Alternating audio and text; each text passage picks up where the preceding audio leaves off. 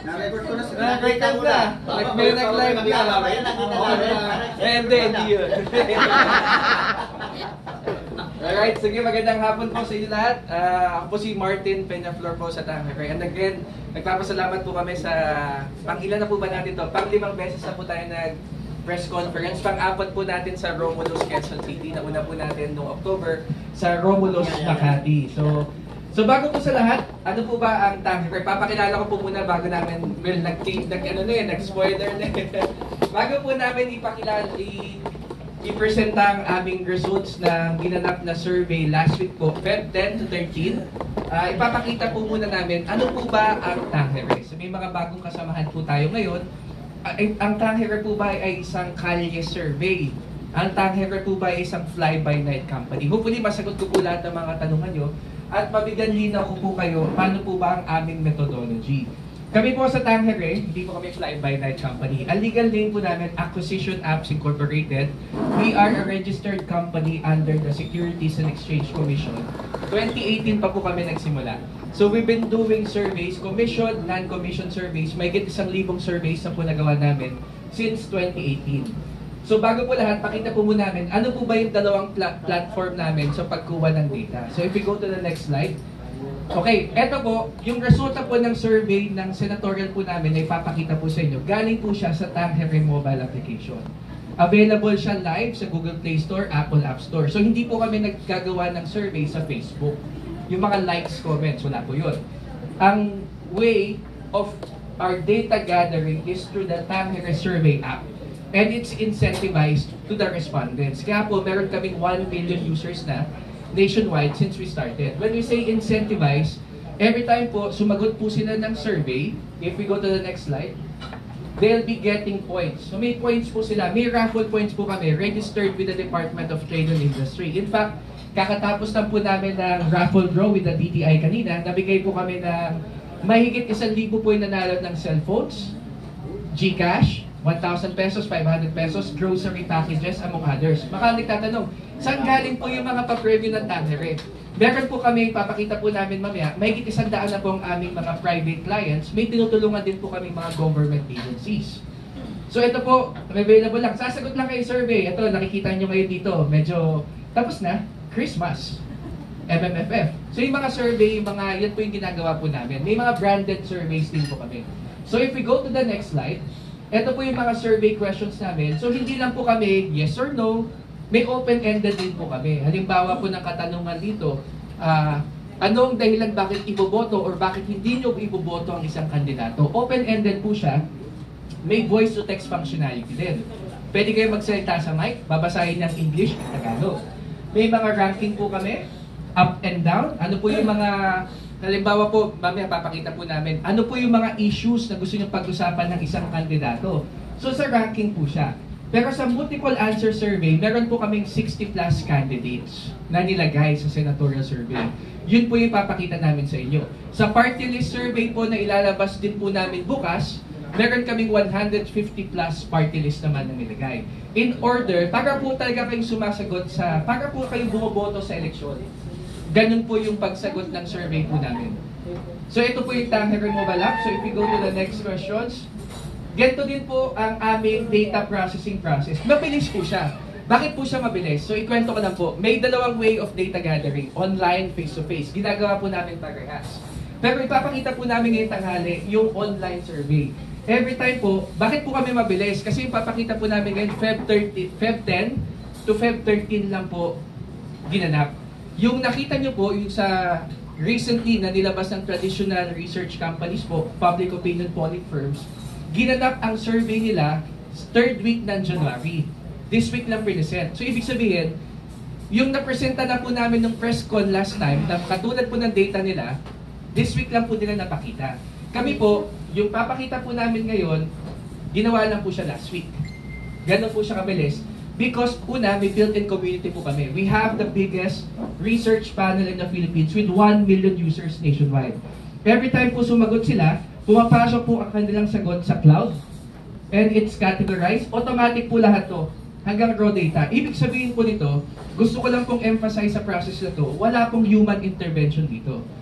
So, Sa mga nagtatanong, pwede nyo po bang i-manipulate yung data? Kung may pinapaboran po kayong kandidato. Hindi po, kasi automatic na po ito eh. May team din po kami na nag-QA din po nito and alam po nila yung process. So hindi namin pwedeng i-manipulate yung data. Kung ano po yung lumabas sa survey, ganun po.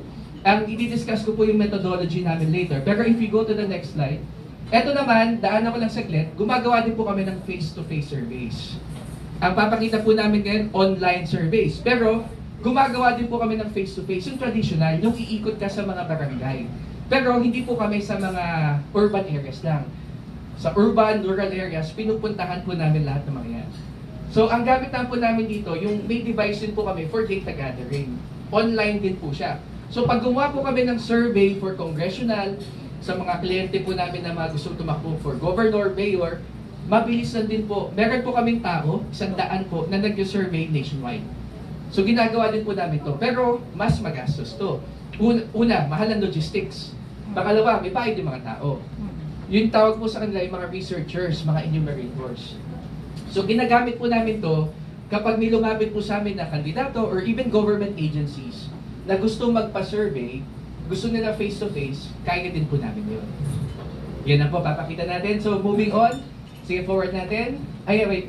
So yan, so okay, if wala na po question, we'll go ahead with the results of the survey. It's 12:45. Salamat po. Again, survey period namin Feb 10 to 13, 2025. Hindi na po umabot ng Valentine's Day. Tinapos na po namin lahat. So if you go to the next slide. So ang aming survey, kailangan ko pong banggitin to kasi kami po sa Acquisition Apps Incorporated, isa po kami sa mga member po ng Marketing Opinion Research Society of the Philippines, MORES, na gumawa ng ethical standards on online survey. Kasama po namin gumawa nito si Pulse Asia. So, kailangan po namin sabihin po palagi ito. Una, sasabihin ko po, this is a non-commission survey. Ibig sabihin po nito, walang nagbayad. Ang mga usual na katanungan, unahan ko na po kayo, kung walang nagbayad yan, paano nyo nagawa to? This is online. We have a built-in panel. Our cost of service here will be the prices na pinabigay namin sa respondents. Nabigay kami ng 10 cellphone. Pinaraffle namin sa mga sumagot ng survey. 10 Oppo phone. So, 10 times 7,000, 70,000 na po ang cost, di lang. 70,000 ang cost of service. Compared naman po sa mga face-to-face na minsan, ang cost po talaga doon, 800 per head. 1,200 respondents. Ilan yun? Di. Pasimplayin natin. 800 per head, 1,000 respondents, 800,000. So yun, definitely, commission po siya. Kasi hindi lang po sila maglalabas ng 800,000 na walang magabayad. Ito po online. 2,400 survey respondents nationwide, equivalent to 1.96 margin of error at 95% confidence level. Ibig sabihin po dito, sa mga bago, kahit ulitin namin to 95 out of 100 times, this is the results. Yun po yung confidence level in layman's term. Tapos may margin of error po tayo na 1.96. Pakita po natin yung 1.96 mamaya sa results. Ang aming methodology po ay stratified random sampling via the Tangere panel using the Tangere mobile application. Ito po yan. Ibig sabihin po ng stratified random sampling, if we go to the next slide, yung mga, siyempre nagbabasa po tayo ng comments, social media based din po kami. Hindi po kami, kung sino lang sumagot, yun ay papakita namin. May quota din po kami. Yun po ibig sabihin ng stratified random sampling. Ang gender po natin, 50-50. But sa PSA, medyo dumami na ang lalaki. So, kung mga single po kayo na lalaki, okay lang po yun. Kasi 51% ngayon lalaki, 49% ang female sa Pilipinas. Pero ginawa muna namin ngayon 50-50. Ang socio-economic class natin, class ABC, using the Marketing Opinion Research Society standards. Ibig sabihin po ng class ABC, 75K and up, 10% po ito. Pero yung ABC natin, nahati pa po yan sa C1, C2. Ang C2 po, 50 to 75K. Ulitin ko statement ko. ABC, 50K and up. 10% sila ng Pilipinas. Ito ang majority ng mga botante po natin. Class B, 10 to 25K. Ang Philippine Statistics Authority, they have a different way of getting the socioeconomic status. Kapag taga-probinsya ka, mas iba ang formula mo sa socioeconomic status. May mga formula po ito eh. Ang ibig sabihin ng formula, sinasabi ko, halimbawa po, bigyan ko lang po kayo quick lesson. Ang formula po sa SEC, tinatanong namin minsan, ilan ang furniture nyo sa bahay? Furniture and fixture. May flashable toilet po ba kayo? May kotse po ba kayo? May points po yun. titingnan din po ang SEC formula saang subdivision kayo. Ano yung itsura ng bahay nyo? May pintura po ba? Anong tinapos ng household head nyo? Ganun ang formula ng SEC. Sa Pilipinas, sinasabi nila puro E. Hindi naman po, 80% ng Pilipino nasa Class D. Class E, 10K below. May formula din po yan. Hindi porket 10K below ang inyong monthly income, Class E ka na. Lalo na po sa Mindanao, rural areas po natin, wherein 5 to 8K classified as Class D. May formula po yan. Ang ating area, dito po kami nag-focus. Pero before that, sa age, ito po yung breakdown natin. So ito lang yung quota na sinet namin. As you can see, one of the weakness, sasabihin ko po ngayon, dahil online-based po kami, ang aming 51 years old and above, 14% ng 2-4. But it's still a readable base. Ibig sabihin, readable pa din po ang 51 years old and above. Now, ang gusto ko pong i-focus yung areas. Yung mga sinasabi po minsan, baka sa Luzon lang po yan, baka sa areas po yan, we can say here na 12% lang po ng aming respondents taga Metro Manila. 23%, when you say NCL, Northern Luzon, Central Luzon, 23%. 22%, Southern Luzon and Bicol Region. This is the distribution of the Philippine population. Lumalabas po dito, 57% ng Filipino, taga Luzon. And then the remaining 43% ng respondents namin, 20% from the Visayas region, and 23% from Mindanao. Just a caveat lang po, bago po tayo magsimula, readable po ito, ibig sabihin may at least 30 respondents. Sa statistics po natin, pag 30, readable siya. Pag less than 30 ang isang region, hindi siya readable. But ang caveat ko po sasabihin, hindi po siya readable. This is not readable po at the province level. May 81 provinces sa Pilipinas. Pero, nagsasagawa din kami ng mga survey na readable ang 81 provinces. Pero hindi po namin siya pinapublish. Those are commission works. Kasi po, may effort yan on our end to get respondents sa bawat 80, 81 na probinsya sa Pilipinas. So, pinapakita po namin our non-commission survey. So, without further ado, na-preempt na kanina, ito ang ating survey results po ngayon. Kung saan lumalabas, neck and neck po ang Tulfo Brothers wherein naungusan konti ni Media Executive Ben Bitag Tulfo ang kanya nakababatang kapatid na si ACT-CIS Representative Erwin Tulfo. You'll see there the increase. Mamaya po, papakita po natin yung data. Bakit tumaas si Ben Tulfo kay Erwin Tulfo? But ang very noticeable po dito, yung decrease. For the second consecutive month, since lumabas po ang citizenship concern ni ACT-CIS Representative Erwin Tulfo, bumaba na po siya by a total of 10% voter preference. Ibig sabihin po nito, noong January, si Erwin Tulfo, noong December 2024, si Erwin Tulfo po, ang average na po voter preference, 63.33. Nag-decline na po ng 10%. Yung dalawa po, nagpapalitan lang po sila ng kanilang mga voter preference. Mas malakas po sa younger demographic si Ben Bitag Tulfo for 18 to 35 years old. For older demographics, mas malakas po si Erwin Tulfo. Papakita po natin yung breakdown nito. Following closely po at number 3, papansinin din po tumaas si incumbent Senator Bongo because of malasakit. Kami po, nag-survey po kami sa regional level. Kalat na po ang mga malasakit programs dito. And number 1 po sa 36 to 50 years old, edad ko. Wala ginawalaan yung edad ko. Number 1 po sa 36 to 50 years old, Senator Bongo. And hindi surprising po, number 1 po siya sa Mindanao. But dito ako talaga na-surprise. Number 1, 2 sa Metro Manila, si Senator Bongo. And even sa areas wherein sinasabi territory to ng mga Liberal Party, even sa Bicol region, Senator Bongo is 1, 2, 3. Yun po ang kanyang ranking. 1 to 3 po siya doon. Senator Tito Soto is here, 48.21%, driven by, pag sinabi ko po driven, yun na nagpapataas ang kanilang votes. 51 years old and above. Ay, mga matatanda. 51 years old and above. Surprisingly po, ang 51 years old and above, medyo mababa ang kanilang pananaw sa mga celebrities na tumatakbo. Mababa po si Willie Revillame, mababa actually yung dalawang Tulfo, si Bong Revilla, except kay Senator Tito Soto. Iba yung hatak niya for 51 years old and above. Now, ito po ibig sabihin ng 5 to 6, statistically tight po sila. If we recall, we have a 1.96 margin of error. Simpleng math lang po. Dapat, pag binawas yung dalawang ito, pag nag 1.96 lumagpas, hindi na sila statistically tight. Kapag difference po nito ay 0.58, statistically tight pa din po sila.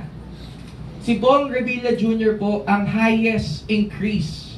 Senator Bong Revilla Jr., I'd like to emphasize, he has the highest increase in voter preference for January. And this is driven by female respondents, Northern Luzon, Central Luzon, hatak po ng admin, and Calabarzon, sa amin po. Senator Pia Cayetano, main driver, of course, Metro Manila. Also, I forgot, female respondents, sila ang main driver ni Senator Bong Revilla. Ibig sabihin po nito, mas malakas po sa mga babae si Senator Bong compared sa mga lalaki. And then, lumalabas po dito, 4 po ang statistically tight sa 7 to 10. Medyo, pag-usapan po natin si former DILG Secretary Benner Abalos, tumaas po siya.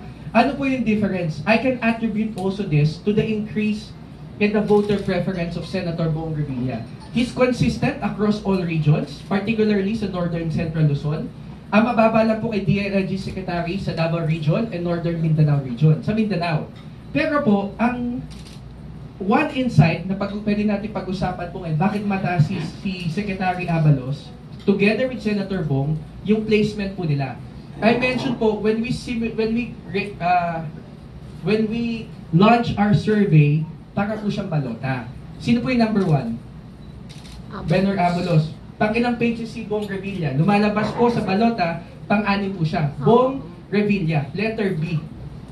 Ang average po, again, ng respondents pala, I'd like to also to make this a point, 9.25% ang sumagot ng ang pumili, ang average po ng piniling kandidato. Ano po ibig sabihin ng average 9.25? Ibig sabihin po nito, ang mga kandidato po na pinili ng isang registered voter, siya.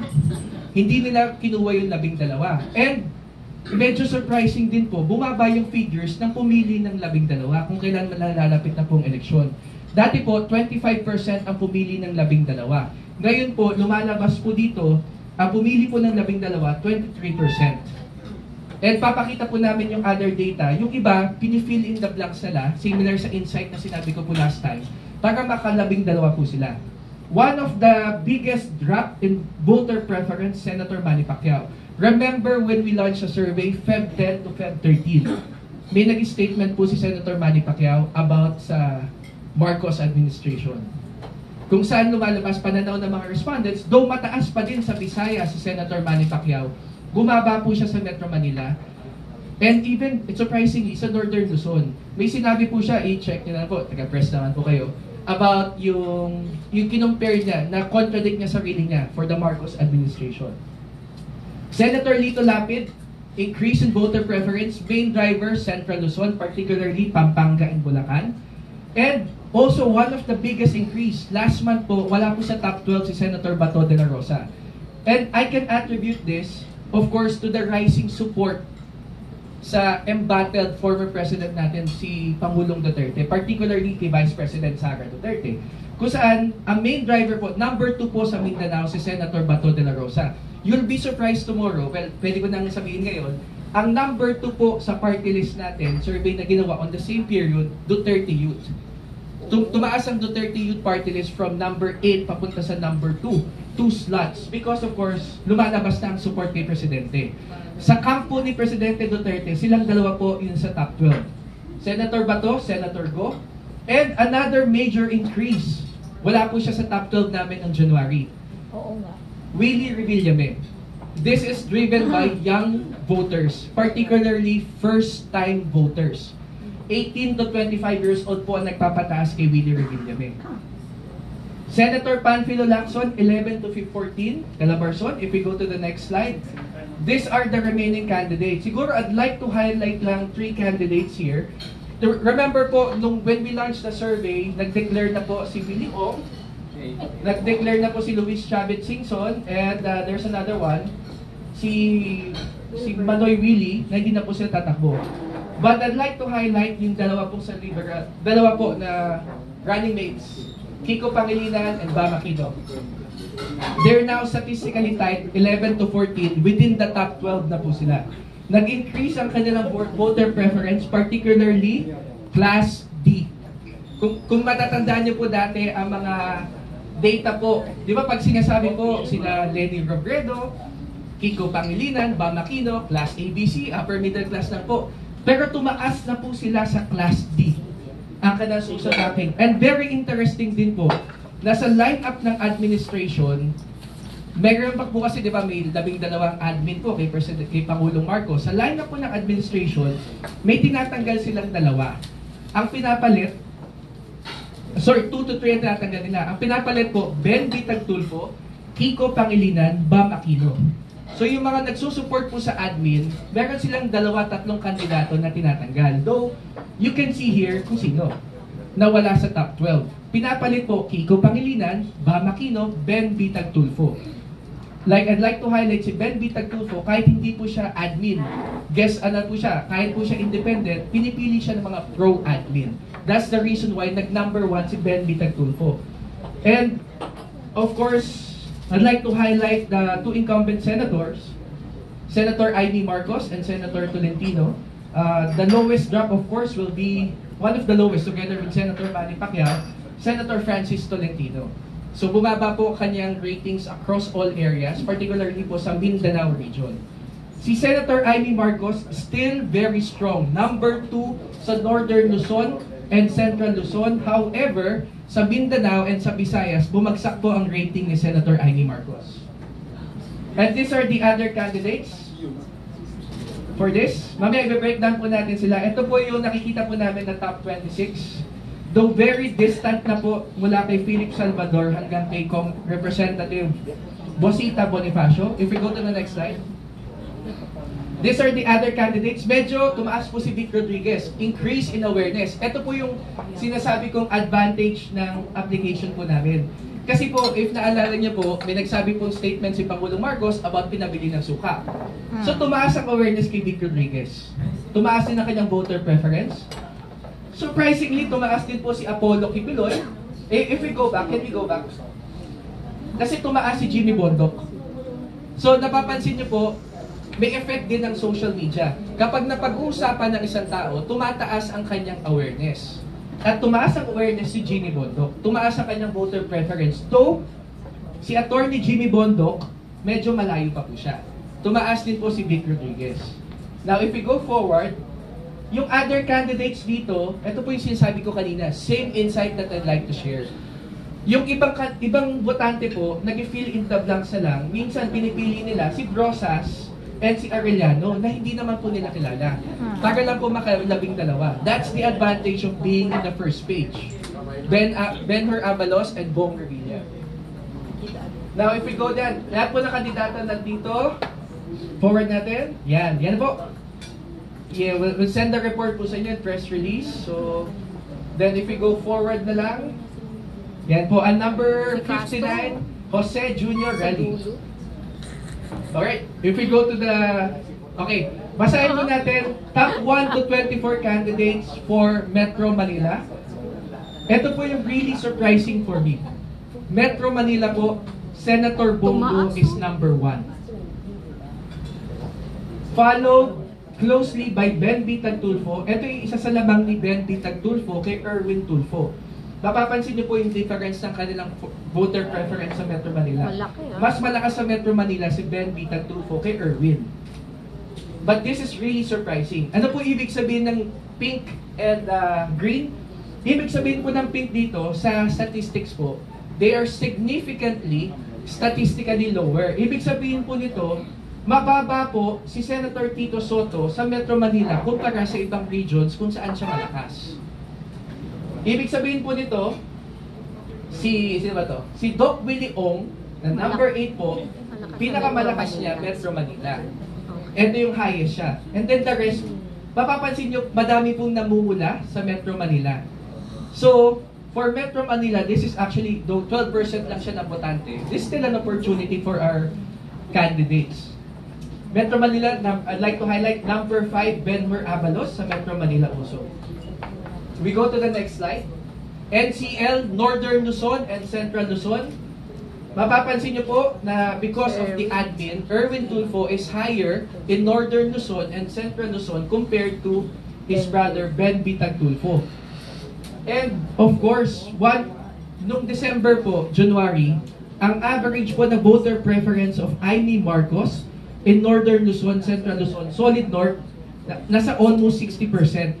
Even though mataas, kulay green si Amy Marcos, sa Northern Luzon and Central Luzon, you can see here na 50% na lang siya. She's just actually number 4 na lang behind Erwin Tulfo, Ben Tulfo, Tito Soto, then Amy Marcos is here. Another surprise for reading the data, Senator Bongo, being of course side ng presidente natin, former president, he's number 5 in Northern Luzon and Central Luzon. Something to highlight na din po, and ito po yung breakdown po nila. Mapapansin niyo din po na hindi lahat na nasa administration nadadala ng solid north. Kasi as you can see here, Senator Manny Pacquiao is number 13. Camille Villar is number 15. Abby Binay is number 16. Sa Northern Luzon and Central Luzon. If you recall my statement earlier, meron pong mga pro-admin na pinapalitan ng kandidato ni Ben Bitag Tulfo, Erwin Tulfo, and Ben Bitag Tulfo and Bam Aquino and Kiko Pangilinan. If we go to the next slide, SLB, Southern Luzon, Bicol Region. Kasama po dito ang Nima Ropa. Ito, lamang po sa context, sa Southern Luzon, Erwin Tulfo, then si Ben Tulfo, Tito Soto is here, Ramon Revilla Jr., Pia Quetano, and dito lang po, of course, sa Calabarzon, mahina si Senator Bongo, but is actually high in Bicol. In the Bicol region. Calabarzon, as you can see, bakit number 7 si Benmer Abalos? You can see the consistency is number 7 in Southern Luzon. Dito din po pumalo si Kiko Pangilinan and Bam Aquino. Now, Southern Luzon and Bicol region, if you look at incumbent Senator Amy Marcos, she's number 16 in Southern Luzon and Bicol region. If we go to the next slide, Visayas naman po, dito mas malakas si Ben kay Erwin. And Senator Go, sino po dadala? Ang highest po ni Senator Manny Pacquiao sa Visayas. And lumalakas na din po sa Visayas si Ramon Revilla Jr. and si Bato de la Rosa. And as you can see here, incumbent Senator Tol Tolentino and Senator Amy Marcos are within the lower half of the top 24 for Visayas. For Mindanao, ito po, dito yung reason bakit tumaas po Senator Bongo and bakit tumaas si Senator Bato de la Rosa. Sa Mindanao, this is driven by Northern Mindanao, Soc-Sargen, and Caraga region, and Davao region po. And even Zamboanga Peninsula. Mataas po yung dalawa sa Mindanao. And mapapansin niyo po, very consistent din yung dalawa sa kanila. And ito po reason also bakit tumaas po si Willie Revillame. Bukod sa young voters, nadadala po siya ng support ni Senator Bongo at yung dating Pangulong Duterte sa Mindanao din po. That's the reason why nasa 7 to 11 si Willie Revillame. Okay, and yung pula po dito, you can see here, the territory plays out. Pula po, Pia Quetano, admin sa Mindanao. Pula po yung lahat, almost all admin sa Mindanao. Let's say si Amy Marcos again, she's just 15% voter preference in Mindanao. Alright, last couple of slides. Ito, interesting din po. Meron po kami 300 na member ng iglesia. Just a caveat lang po, this is not the actual, let's say, note coming from iglesia. Ito lang po our free will respondent. So sa aming pong survey application, you can enter the religion. So yung religion, paano po namin na-validate? Meron na po kami may 100 nanalo ng cellphone, GCash, may ID po kami. Binavalidate po namin kasi registered po kami sa Department of Trade and Industry. Ito po, 300 na taga-iglesia. Readable po sila. So kung titingnan po natin ng trend, sino po ang sinusuportahan ng iglesia? Dalawang Tulfo, Bongo, Bato de la Rosa, Bong Revilla, and ito po. We don't know yet that this is the official list, but looking at this data, which is a snapshot of the iglesia sentiment for that period, ito po ang kanilang top 12. Sino po ang interesting po? Number 10 sa iglesia, Amy Marcos. Oo. So pag pumasok na po yung lahat ng votes na yun, possible tumaas si Amy Marcos. Oo. Sinong nawala sa administration sa iglesia? Francis Tolentino, Camille Villar, Abby Binay, Benhur Abalos, and Ping Lacson. Wala po sila from the admin sa iglesia camps. And fast forward na natin, Venice, age 18 to 25. Ito po, ang ranking nila. So dinadala po si Willie Revillame. Senator Bongo, medyo mahina sa 18 to 25. Next slide po. Napapansin nyo, nagpapalitan na po yung magkakapatid. Erwin Tulfo, Ben Tulfo, 26 to 35 years old. Dito po, papabalik. Ito po yung nagdadala kay Willie Revillame, 26 to 35 years old. And kay Senator Manny Pacquiao, 26 to 35. We go forward. Ito, edad natin, 36 to 50 years old. Bongo, Erwin Tulfo, Ben Tulfo. Nagpapalitan lang po talaga sila. And then, 51 years old and above, Senator Tito Soto. And dito, papansin nyo po, for any celebrity related, mahina po ang mga celebrities sa 51 years old and above. Erwin Tulfo, Ramon Revilla Jr., among others. Surprisingly, Francis Tolentino, Amy Marcos, nasa top 12 for 51 years old and above. So there's an opportunity for everyone to amplify naman po yan. And this data, we just, since non-commission, pwede na pinamibigay na po namin yan. So anyone who wants access to the report, they can just reach out to our website. Nandun lang po sa dulo ng report po namin yun. And every press release to get a full copy of the report. And pa-forward na lang. Important issues to be addressed. Still interesting. Ito po, multiple answer survey. Pumili po sila sa option ng 17. Halos parehas lang po nung last month. Pero kung papansin niyo po, tumaas po ang edukasyon. Tumaas ang one edukasyon sa party list. Labor and employment, 81%. Ngayon po, tumaas ang trabaho party list. So makikita niyo po, ano ba ang kailangan ng tao? Pagkain. Pagtaas ng sahod, pagdami ng trabaho, pagbaba ng presyo ng bilihin. Food security also. Forward po natin. And katangian ng mga kandidato, multiple answer survey, hindi Yun pa corrupt, rin. 61%, matapat at may takot sa Diyos. And almost same na last time. Last month, ganun. Pero ma'am, forward natin. Sources of information, last month po, statistically tied ang television at Facebook. Pero ngayon papansin niyo po, tumaas ang Facebook. Dumadami na din po kasi mga ads po ngayon sa Facebook. So sa social media content po, mas mataas kayo ng Facebook. But television is still there. So yan, and YouTube is the next. Radyo po dito sa ating sources of information. And lastly, ginanap po namin ng survey after po ng ma-impeach po si Vice President Sara Duterte na Kongreso. So if we go to the next slide, mapapansin niyo po dito, dinagdag na lang po namin to. Wala nang bayan dito. Tinanong po namin dito, gaano mo susuportahan or hindi susuportahan ang isang kandidato sa Senado na tutol sa impeachment. So ibig sabihin po ng report na to, ito po yung top 2 box, 46%. Ibig sabihin po nila, they are likely to vote for candidates who support the impeachment case na susuporta. That's 46%. That's less than the majority. Pero this is really interesting po. Almost 4 to 5 out of 10 Filipinos ang nagsabi na if they're willing to support the impeachment case, that's one of their influencer for voting that candidate. 28% hindi masabi, and bottom 2 box, 1/4 ng kandidato will not vote for a candidate that openly supports impeachment. So ngayon po, interesting to ngayon sa admin. Will they go out of their limb like Senator Pia Cayetano? I'm just using her as an example. Sabihin niya, susuportahan niyang impeachment. That's 46%. As you can see here, 53% ang voter preference ng number 1, Erwin and Ben Tulfo. Now, this is an interesting insight. Or will they just be quiet? That's 28%. This is the safest route. But this is really interesting. 46%. Kasi in a similar survey that we conducted, 3 out of 4 Filipinos ang nagsabi na dapat pumunta si VP Sara sa impeachment. Hindi naman po nila sinasabi na dapat ma-impeach si VP Sara. Yung 73% po sa survey namin nagsabi na dapat harapin niya po yung panatang po ng aligasyon na nagplano siyang ipa-assassinate si First Lady, si Pangulo at si Speaker Romualdez. It doesn't mean na sinusuportahan ng mga masa ng Pilipino ang impeachment. it means dapat niyang harapin ang kaso and clear her name. Yun po ang kanilang sentiment.